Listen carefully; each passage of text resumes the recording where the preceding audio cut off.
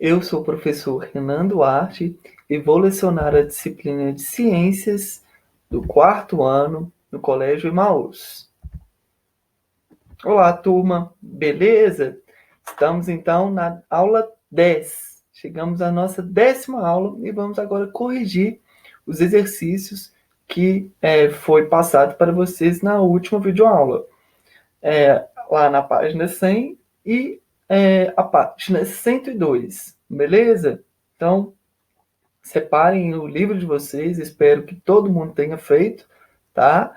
E vamos aí retirar as dúvidas. Se for preciso, volte no último vídeo aula, assistam novamente, porque a gente falou aí, ó, dos grupos das plantas, aprendemos que elas são bastante diferentes, cada uma apresenta aí sua peculiaridade, sua curiosidade, né, sua característica específica, só que todos têm algo em comum, que é o quê?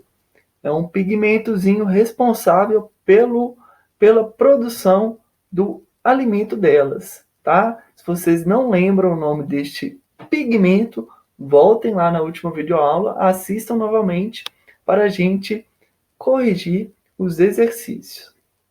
Então, bora lá. Bom, primeira questão aí, né, de pensar e resolver, pediu para responder essas 3 questões. Vamos primeiro para a primeira questão. De onde os vegetais retiram sais minerais e a água? Como o vegetal realiza essa função? Então, olha só, novamente lembrando, né, quando o livro está dizendo que vegetal, é a mesma coisa de falar planta, tá? E vocês já sabem aí quantos grupos de plantas que existem, né? Lembram das briófitas, pteridófitas, angiospermas e gimnospermas.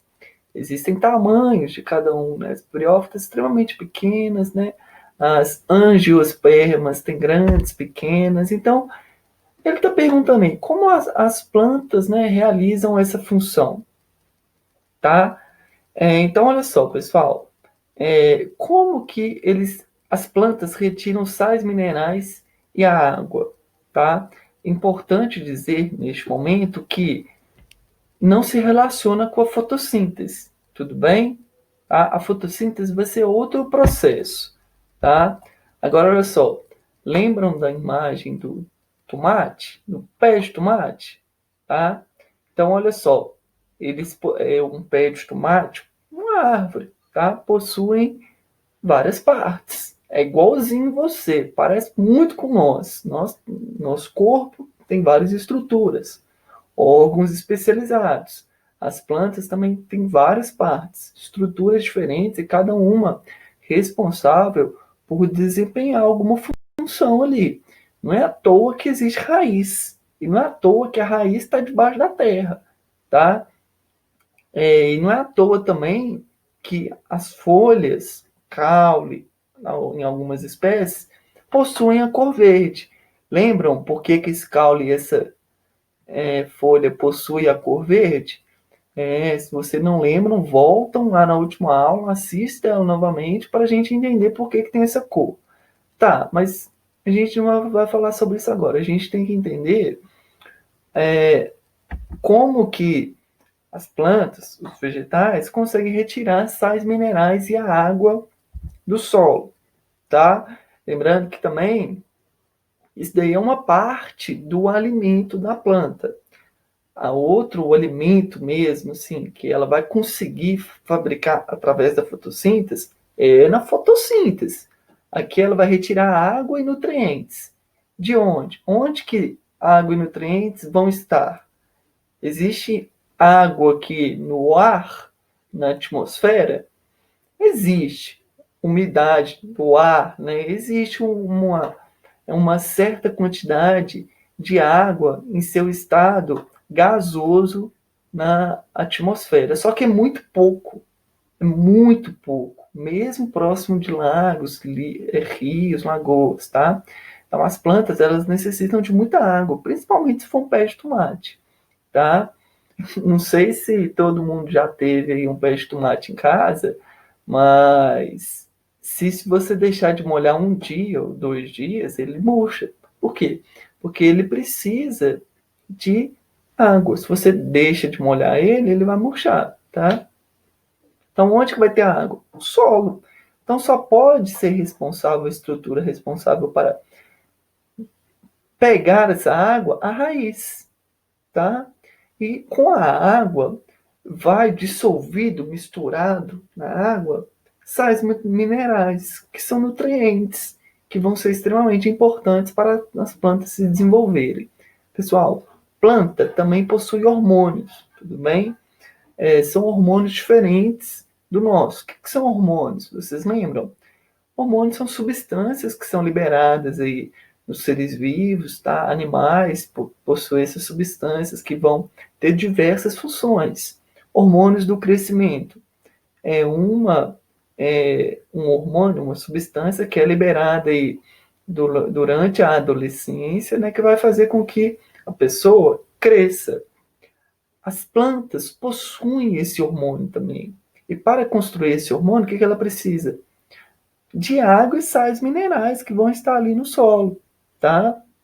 Então, respondendo a pergunta 1, de onde ela retira os sais minerais e a água, tá? Os vegetais fixados no solo retiram do próprio solo os sais minerais e a água. São as raízes que realizam essa função de absorção. Simples, através das raízes, tá? Então, olha só, raiz uma função, folha uma função, flor uma outra função, caule uma função. Como que tem gente ainda que não acredita que as plantas não são seres vivos? Tá? Elas são seres vivos sim e bem interessantes, tudo bem? Questão 2. O que acontece nas folhas durante a fotossíntese? Essa daí é muito interessante, tá? Então, essa daí vai voltar um pouquinho na última aula, porque está falando de fotossíntese. Então, olha só, lembro que em algumas espécies não apresentam a folha, cacto, lembram? A folha é em formato de espinho, tá? Mas a questão está te pedindo o que acontece nas folhas. Então vamos ler. Usando a clorofila das folhas e absorvendo o gás carbônico, ocorre a transformação da energia luminosa. O que é energia luminosa? Sol. Luz do sol, energia luminosa do sol, né, em energia química, o que produz materiais ricos em energia, como açúcares e amido. Olha o alimento da planta aí, ó. Açúcares e amido, tá? É isso que a planta utiliza para se desenvolver, principalmente, tá? Além da formação do gás oxigênio. Então, o que a planta faz? Utiliza a energia luminosa lá do sol, né? E transforma ela em energia química, tá? E nessa transformação, tá? Lembram sempre, pessoal, quando vocês leem química, vocês têm que lembrar de transformação. Qualquer lugar que vocês leem um texto, tem química, você vai ver, é alguma transformação que aconteceu aí. Então, o que a gente está falando? A planta pegou a folha, né? Pegou aquela energia lá de luz e transformou ela em materiais ricos de energia, né? Ricos em energia, que são açúcares, que é o alimento que a planta, o principal alimento da planta. Por isso que ela possui essa capacidade de produzir o próprio alimento. Então, paralelo, olha só, além dela conseguir fazer o próprio alimento, né, e de servir como alimento para nós também, ela está fazendo também o oxigênio, tudo em um processo só, né, chamado de fotossíntese. Fotossíntese, ela produz os açúcares, amido, que vai ser o alimento dela, e a produção aí, a formação do oxigênio para os animais e os seres vivos de modo geral respirarem, tá? Beleza. Questão 3. A vida no planeta seria possível sem a presença do Sol? Justifique sua resposta. Simples, olha só. Curto e grosso. Você consegue sobreviver sem ingerir, sem comer alguma coisa? Consegue? Não, né? Então, olha só. Hoje, o que que você alimentou hoje no almoço? Provavelmente você pode falar arroz, feijão. Então, você já está falando aí duas plantas. Arroz e feijão é uma planta. E arroz e feijão poderiam crescer e se desenvolver sem o sol? Não, não existe planta que sobreviva sem sol. Ah, Renan, eu comi carne. Tudo bem. Carne de quê? De vaca? Vaca, o que que vaca come? Grama. E aí? Tá? Então, todo tipo de alimento, tá? Que a gente utiliza, por exemplo, biscoito. Alguns biscoitos são de quê? De trigo, soja. O que que trigo é? Planta. O que que soja é? Planta. São plantas, tá? Então seria extremamente impossível, tá? Impossível, porque as plantas necessitam do sol para crescerem, né, se desenvolverem. Então, olha só, é a resposta completa. Sem o sol não haveria vida na Terra, porque ele é a fonte primária de energia. E por meio da absorção da luz solar, que os vegetais e as algas aí, tá, pessoal? Não é uma planta, é alga. Mas a gente vai aprender um pouquinho dela, é extremamente importante também, porque ela faz fotossíntese, tá? Vegetais e algas realizam fotossíntese, iniciando o processo de transformação e transferência de energia em todos os níveis de vida no planeta. Massa. Então aí, novamente mostrando a nossa querida e amada fotossíntese. Questão 1, aí da próxima página. Como a biologia moderna classifica os vegetais? Turminha, existia um cara, né, um cientista muito famoso aí antigamente, que se chamava Linneu, tá? Ele foi responsável por classificar os seres vivos, de modo geral, de acordo com as suas características, tá? Antigamente, o Aristóteles, eu tenho uma imagem assim, aqui, olha que interessante. Aristóteles foi o primeiro cara que gostava de estudar seres vivos, animais, e resolveu dividir, agrupar os seres vivos em alguns grupos. Então ele dividiu aí animal com sangue e animal sem sangue. Ele achava que inseto não tinha sangue, tá? E as plantas ele dividiu de acordo com o tamanho. Foi o que ele tinha. Aristóteles, olha só, ele nasce 384 anos antes de Cristo. Então, naquela época não tinha nem estudo direito sobre os animais. Só que ele resolveu organizar aí, né, classificar os seres vivos de acordo com as suas características. Foi um estudo muito arcaico, muito falho, porque, por exemplo, aqui em animais com sangue no organismo, ele colocou e ficava enquadrado aqui cachorro, baleia, tubarão, girafa, só que eles são animais totalmente diferentes, répteis, tipo crocodilo, jacaré, tartaruga, sapo, tudo num grupo só, sendo que eles são diferentes. Cachorro é diferente de sapo, né? E um outro erro dele é achar que realmente alguns insetos não poderiam ter sangue, tá? Insetos, alguns possuem sangue, sim, tá bom? Então, assim, ele foi o primeiro, Aristóteles foi o primeiro a resolver fazer isso.